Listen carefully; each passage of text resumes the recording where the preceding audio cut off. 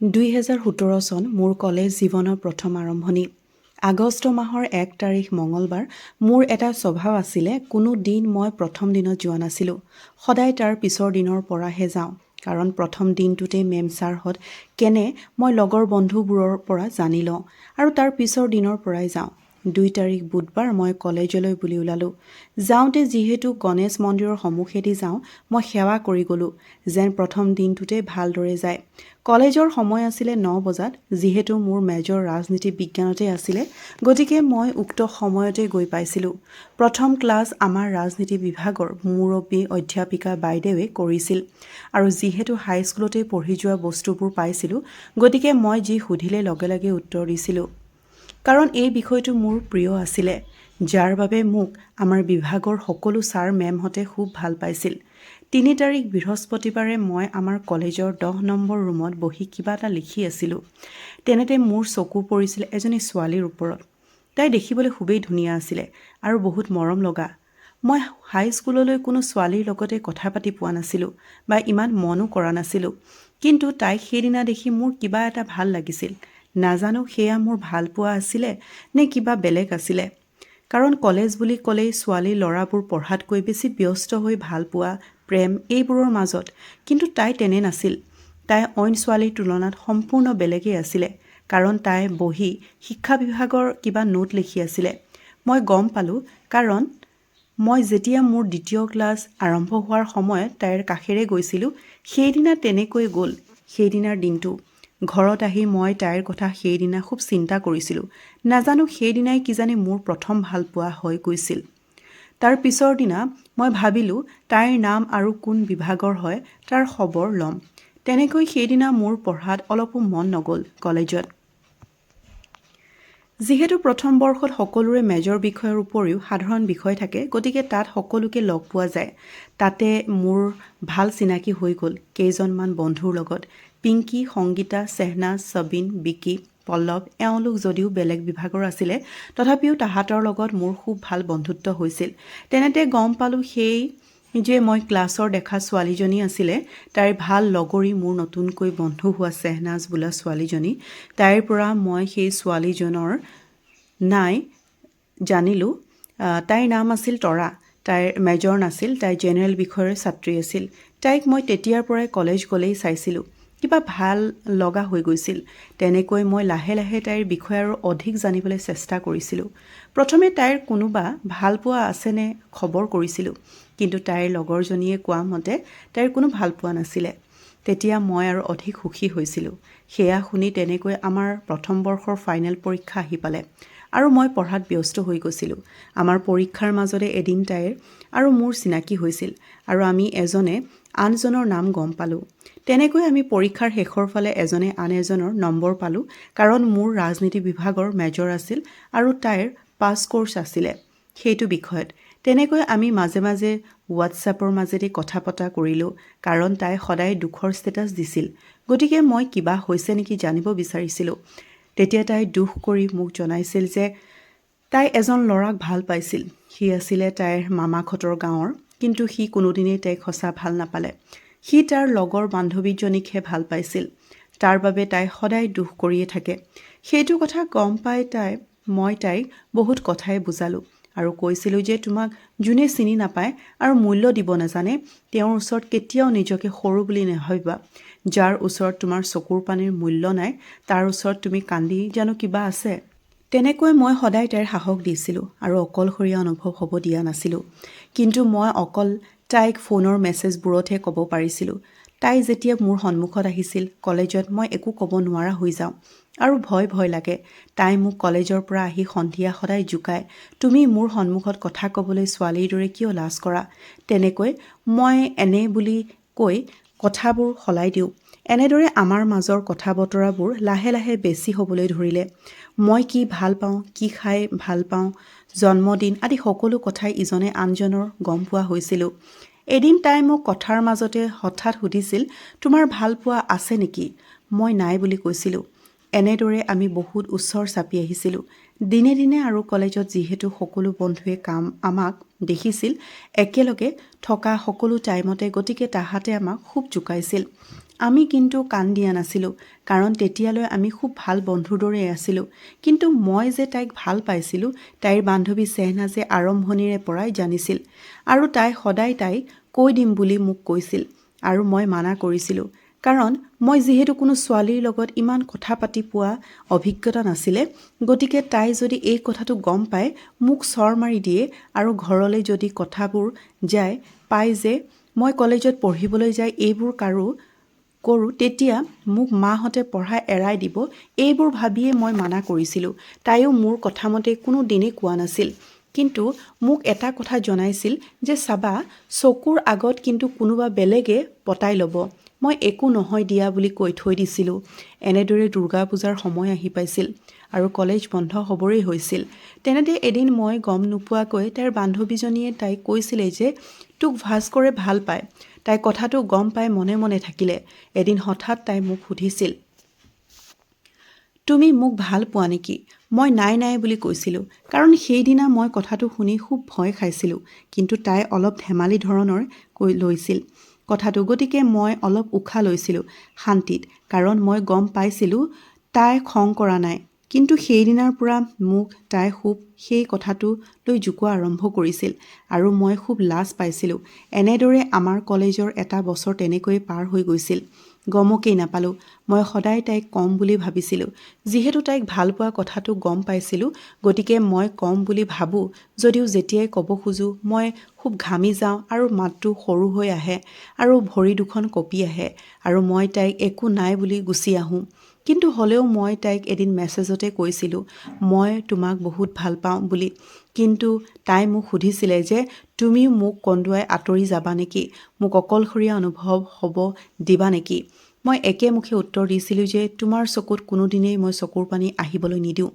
মই তাইক অন্তৰৰ পৰা কথা দিছিলোঁ, কাৰণ এজনী ছোৱালীয়ে নিজৰ ভালপোৱাজনৰ পৰা এটাই বস্তু বিচাৰে, সেইটো হৈছে বিশ্বাস, আৰু সকলো টাইমতে যাতে তাইৰ ওচৰত থাকে।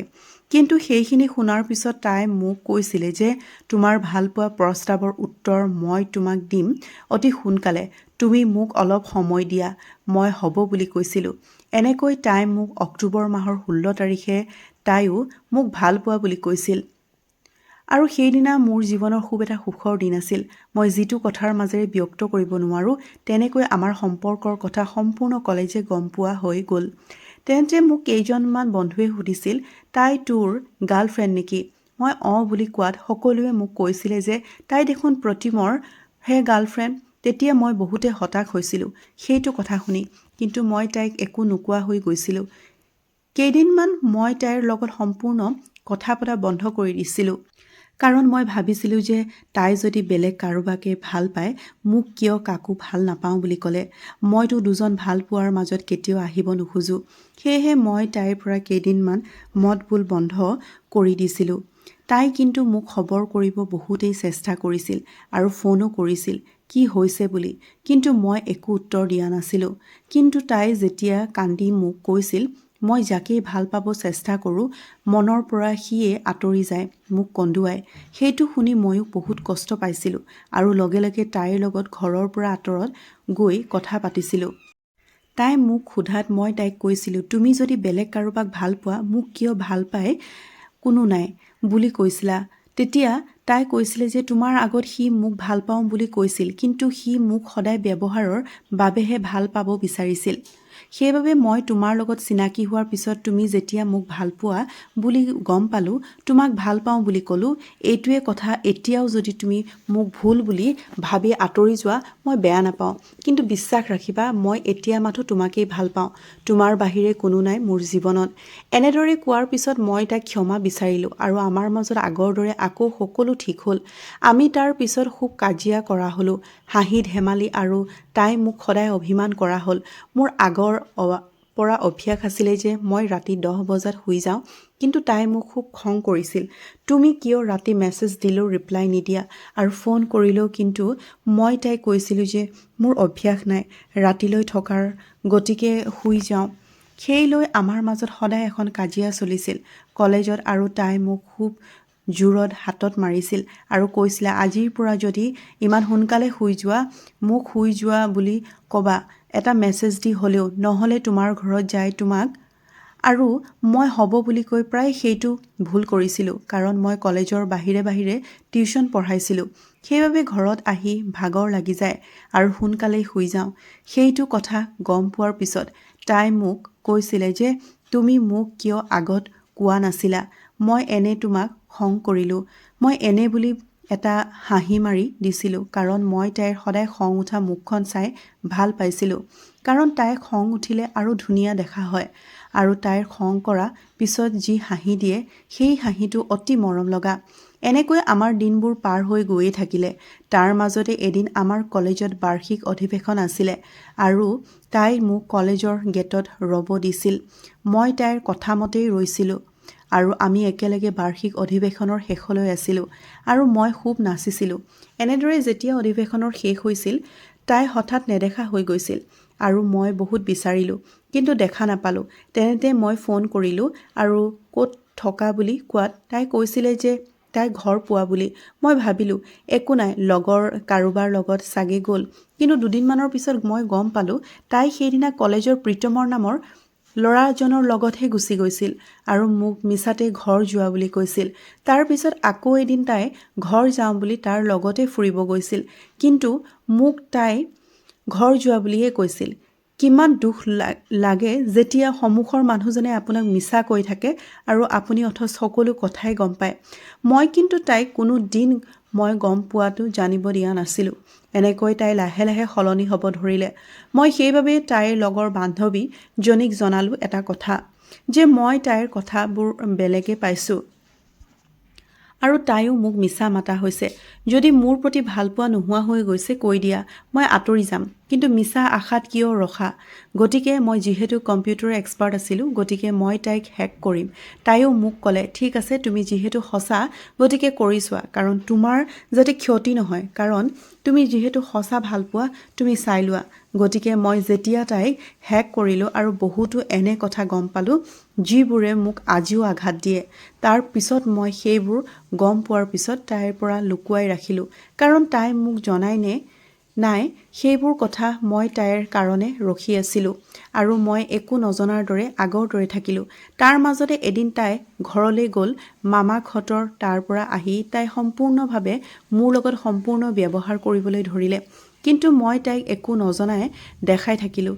যিজনী ছোৱালীয়ে মোৰ লগত ৰাতি 2টা বজালৈ কথা পাতিব নোৱাৰিলে খং কৰে, অভিমান কৰে, আজি সেইবোৰ ক'ত? এদিন মই তাইৰ পৰা আঁতৰি নোযোৱাৰ কথা লৈছিলোঁ। আজি তাই কি কৰিলে মোৰ লগত? চন 2018 31 ডিচেম্বৰ তাই মোক ৰাতি শেষবাৰলৈ ফোন কৰিছিলে নতুন বছৰৰ শুভেচ্ছা দিবৰ বাবে। 2019 2 জানুৱাৰী তাই মোক মেছেজত ক'লে যে তোমাক মই কথা এটা কওঁ, বেয়া নাপাবা। নিজতকৈ কাকো বেছি কেতিয়াও ভাল নাপাবা। তুমি বহুত ভাল ল'ৰা, তুমি মোতকৈ বেছি ভাল ছোৱালী পাবা। মই তোমাক ভাল পাবলৈ নোৱাৰিলোঁ কাৰণ মই যে মামাহঁতৰ ঘৰত গৈছিলোঁ, মামাহঁতৰ গাঁৱৰ যিজন প্ৰথম ভালপোৱা মোৰ ল'ৰা আছিল, মই তাৰ জেগা কাকো দিব নোৱাৰোঁ। তাক দেখি মই আজিও তাৰ কাৰণেই পাগল, আজিও মই তাৰ বাবেই দুৰ্বল। তুমি মোক বেয়া নাপাবা, ক্ষমা কৰিবা, তোমাক মই ভাল পাব নোৱাৰোঁ। সেইদিনা তাইৰ মুখেৰে সেইখিনি কথা শুনি মই সম্পূৰ্ণভাৱে পাগল হৈ গৈছিলোঁ। 2 সপ্তাহমান মই ভাত পানী খাব নোৱাৰা হৈ গৈছিলোঁ। কেৱল মই কিয় সলনি হ'লোঁ তাকে ভাবি থাকোঁ। কিয় মই এই ভালপোৱাৰ মাজত সোমালোঁ নিজকে প্ৰশ্ন কৰোঁ।